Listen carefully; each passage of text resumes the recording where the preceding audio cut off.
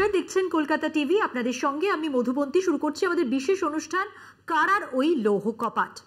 সুজাতা সদন আর কত বড়, তবু এক ছবির প্রদর্শনী উপলক্ষে উপচে পড়েছিল ভিড়। দেখানো হচ্ছিল দ্য মিরর নামে ছবিটি। গত বুধবারের অনুষ্ঠান, কঙ্কনা সেনের ছবি। অভিনেত্রী নিজেই হাজির ছিলেন। ছবি নিয়ে কথা বলতে গিয়ে কঙ্কনা জানালেন তার ভয়ের কথা। তিনি ভয় পাচ্ছেন। এই সময় অনেকেই ভয় পাচ্ছেন। সামান্য কোনো কথা বলার পরেই কাউকে দেশদ্রোহী বলে দেওয়াটা এক রেওয়াজ হয়ে দাঁড়িয়েছে, বললেন কঙ্কনা। তার কথা এলো ৮০-র দশকের স্মৃতি। সেই মিলে সুর মেরা তুমারা তো সুর বনে হামারা, এক চিড়িয়া অনেক চিড়িয়া, সেই যুথবদ্ধ পাখিরা কিভাবে এক ব্যাধকে বোকা বানিয়েছিল, সেই গানের স্মৃতি। কঙ্কনা বলছিলেন, আমরা তো অনায়াসে সেদিন সরকারের বিরোধিতা করেছি।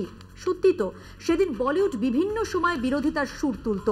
কিশোর কুমারকে তো ঘাড় ধরে ব্যক্তিগত মনোরঞ্জনের জন্য নামানো যায়নি, বরং ব্যান করা হয়েছিল। অলিখিত ব্যান, দেশদ্রোহী বলা হয়েছিল, জেলে পোড়া হয়েছিল। এই তো কবছর আগে পেট্রোল ডিজেলের দাম বাড়া নিয়ে টুইট করেছেন অমিতাভ বচ্চন নিজে। টুইট করেছেন দিল্লির নির্ভয়া কাণ্ড নিয়ে। তিনিও কি ভয় পেয়েছেন? কই, মণিপুর নিয়ে তো তাকে টুইট করতে দেখা গেল না। আজকের গ্যাস, ডিজেল, পেট্রোলের দাম এত বেড়েছে, কই তিনি তো টুইট করছেন না। ভয় পেয়েছেন? নিশ্চয়ই পেয়েছেন। নাকি বলিউড এখন গদিউড হয়ে গেছে? কলকাতায় এসে কঙ্কনা যা বললেন তা তো অনেকের কথা। প্রধানমন্ত্রী মঞ্চে দাঁড়িয়ে জনসভাতে বিরোধী দলের নেতাদের দেশদ্রোহী বলছেন এরা সব মুসলিম লীগের এজেন্ডা তুলে ধরছে। ওনার এন্টায়ার পলিটিক্যাল সায়েন্স পড়া আছে বলেই শিক্ষা দীক্ষা আছে এমনটা তো কেউ বলে না, তাই হঠাৎ মুসলিম লীগের প্রসঙ্গ তুলে ধরলেন।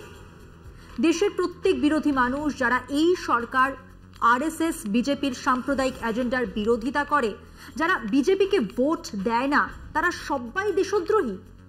কত শতাংশ মানুষ বিজেপিকে ভোট দেয়? ৩৮%। তার মানে ৬০% মানুষ, দেশের গরিষ্ঠাংশ মানুষ দেশদ্রোহী। এখন আর এক নতুন খুঁড়োর কল চালু করেছেন।